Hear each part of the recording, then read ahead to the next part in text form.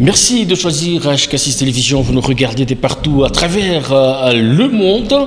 Il sera question de la convocation de la session extraordinaire à l'Assemblée provinciale du Haut-Katanga. Quelle analyse faire au regard de points attendus durant pratiquement la session extraordinaire? Nous avons le plaisir de recevoir sur ces plateaux Maître Guy Kalunga. Il est cadre de AREP à Tundision. Bonsoir et bienvenue. Bonsoir, monsieur les journalistes. Merci beaucoup. Alors, à l'Assemblée provinciale du Haut-Katanga, convocation de la session extraordinaire. Votre première lecture d'entrée des jeux? Monsieur le journaliste, merci beaucoup pour cette question. Vous devez savoir que l'Assemblée provinciale du Haut-Katanga n'a pas tapé à côté. Elle s'est juste conformée aux tests légaux, entre autres les règlements intérieurs, les règlements de l'intérieur, voulais-je dire, aussi la Constitution, la Constitution qui est notre Bible. Alors, je pense que ce n'est pas étrange, ça ne doit pas énerver personne. Quand bien même la session a été, bien sûr, la session de mars était clôturée, n'empêche à cet organe délibérant de convoquer cette assemblée, cette plénière extraordinaire, étant donné qu'il y a des tests qui leur donnent ces privilèges et ces pouvoirs de convoquer cette plénière. Je pense que ça ne doit pas élever personne, c'est pas étrange, c'est constitutionnel. Alors, on doit préciser que c'est au regard de la matière importante à traiter, notamment l'investiture du gouvernement Kiaboula. Il y a peu, dans ces gouvernements, il y avait 10 ministres et 10 commissaires. Après l'invitation lui adressée par le ministre de l'Intérieur, le gouverneur a réduit son équipe à 10.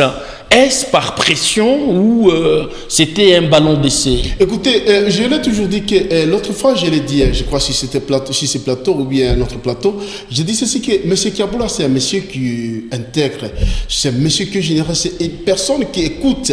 Il a écouté, il a été interpellé par la hiérarchie, qui a bien sûr fait ses remarques et ses observations qu'il ne devrait pas aller au-delà de ce qui est pourquoi a-t-il fait ça? J'arrive. Écoute, il y a déjà une jurisprudence. Ce n'est pas Kiaboula. Au-delà des orientations, on pouvait se référer à la jurisprudence. Ce n'est pas Kiaboula qui a créé ça. Il y a déjà une jurisprudence auquel Kiaboula s'est référé. Il a aussi les techniciens.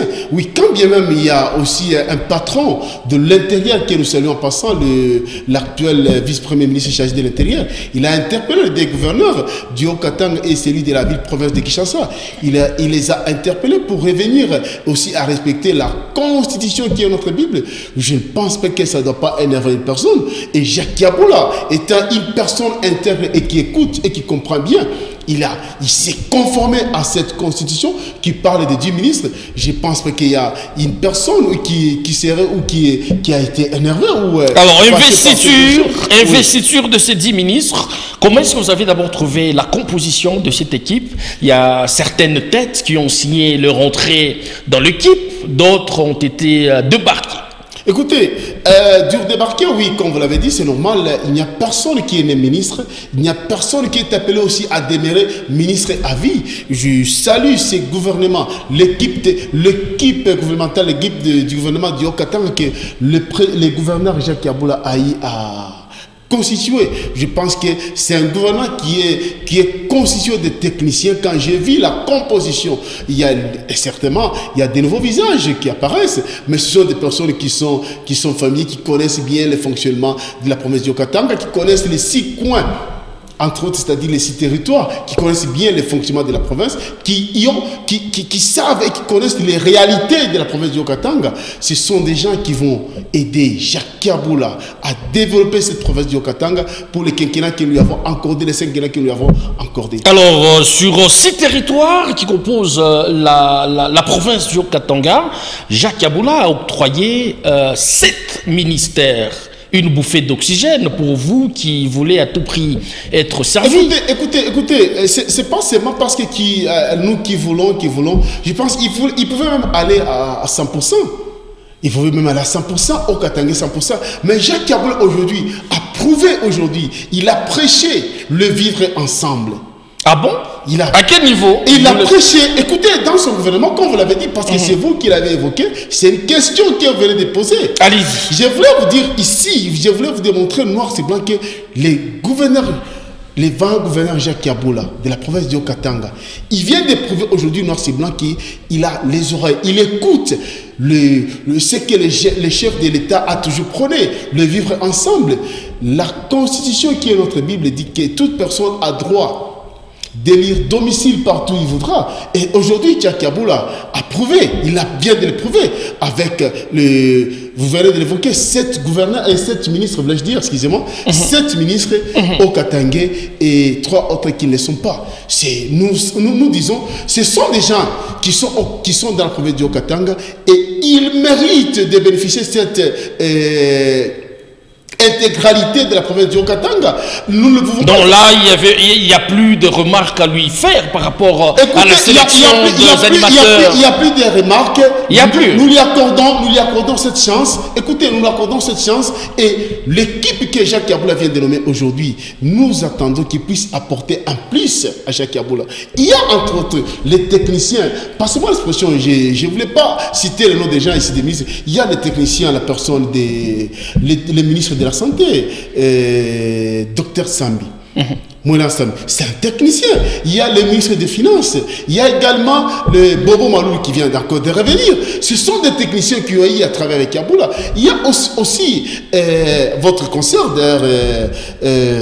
ministre du genre, famille et enfants, Madame Mumba Valère. C'est une personne intègre, très posée. Je pense qu'aujourd'hui, la province de Katanga aura quand même, va revenir petit à petit. Il va trouver son...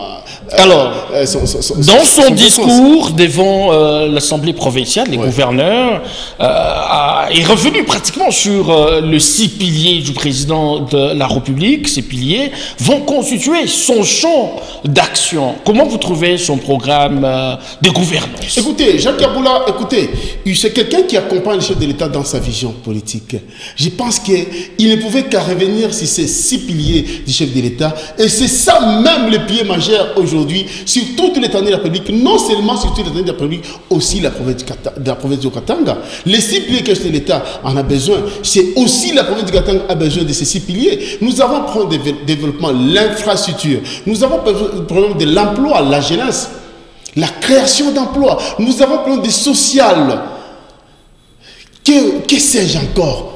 C'est-à-dire, Jacques Yaboula, le jour de sa campagne électorale à l'hémicycle, Jacques Yaboula avait dit qu'il devait corriger les erreurs du passé. Je pense que parmi les erreurs du passé, il pouvait que revenir sur les 6 piliers, c'est-à-dire voir aussi les sociales c'est administré entre autres les Haut-Katanga. Alors, nous avons suivi la plénière.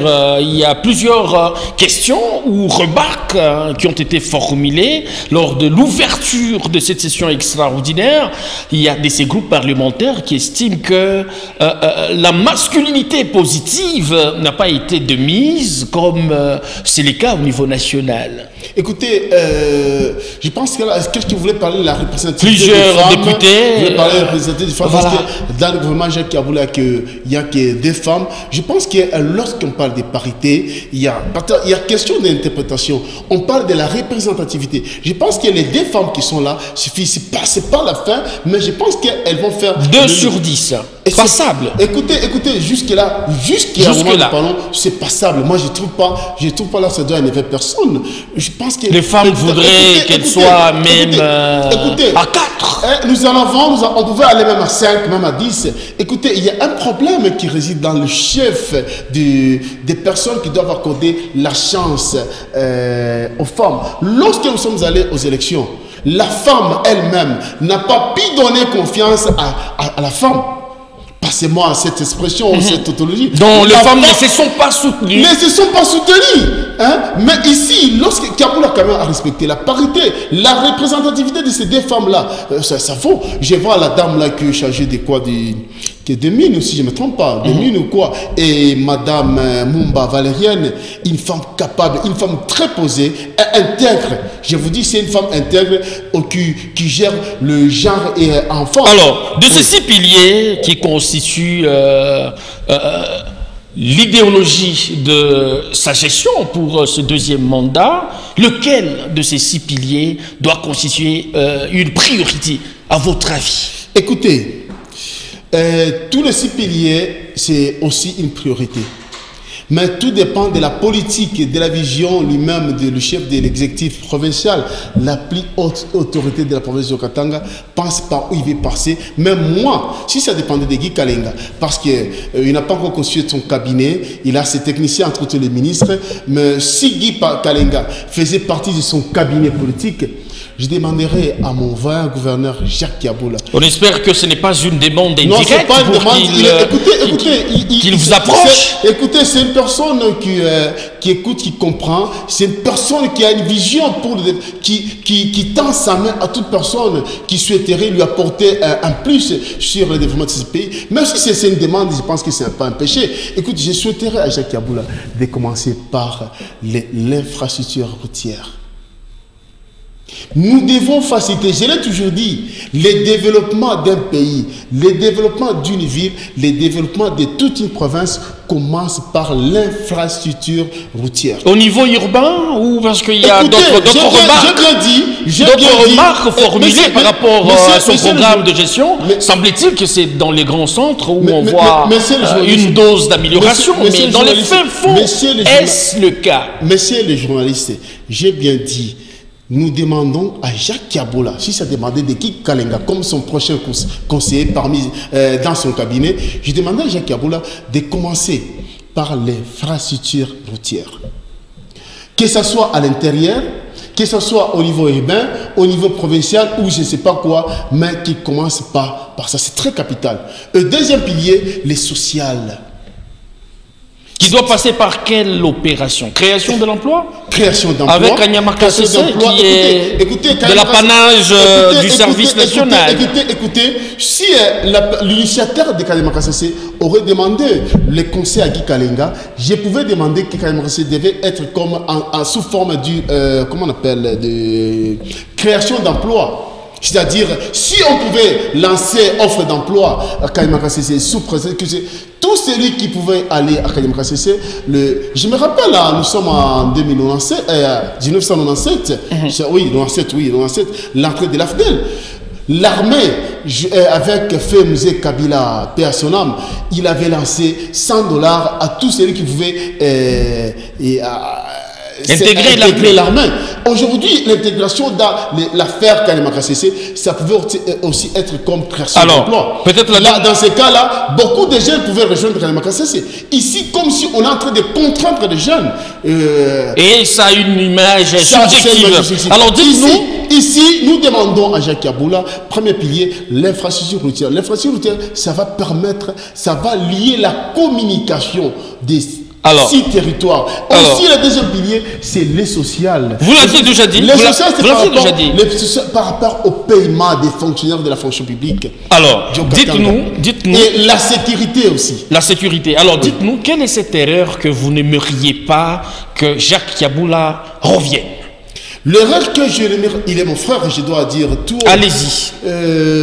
C'est peut-être le retard de paiement des fonctionnaires de la fonction publique du Haut-Katanga. Rien que ça? Et rien que ça. Ça se cadre dans le social. Rien que ça, que je n'aimerais plus voir Jacques Yabula revenir sur ça. Donc, pas d'arriéré, tel est votre vœu. C'est ça, pas d'arriéré de la fonction publique. C'est ça, sincèrement. Je suis au Katangais, je suis jeune, et nous sommes en train de promouvoir. On est en train de créer l'emploi. Pourquoi précisez-vous que vous êtes au Katangais? Est-ce que pour être payé, il faut savoir ce que vous êtes? Il n'y a pas longtemps, il a posé un acte qu'il faut louer. Il a accordé les numéros matricules aux jeunes. Tout jeune qui est dans la province du Katanga, Jacques Yabula accorde. C'est un acte louable qu'il faut louer. Ce n'est pas donné à tout le monde. Allez demander dans d'autres provinces. Ce n'est pas le cas. Jacques Yabula l'a fait ici, dans la province du Katanga. Maître Guy Kalenga, je rappelle que vous êtes cadre AREP. Affirmatif. Merci d'avoir répondu. AREP, le parti cher à l'honorable et sénateur autorité de référence, Maître Guy Luando Mboyo. Vous aimez trop de Mabanga dans des Non, c'est émissions pas le Mabanga. inappropriées. Merci. Les téléspectateurs doivent connaître. D'accord, merci. Merci à vous qui nous avez suivis à travers le monde. Nous vous retrouvons très prochainement avec la même détermination. D'ici là, portez-vous bien et à très vite.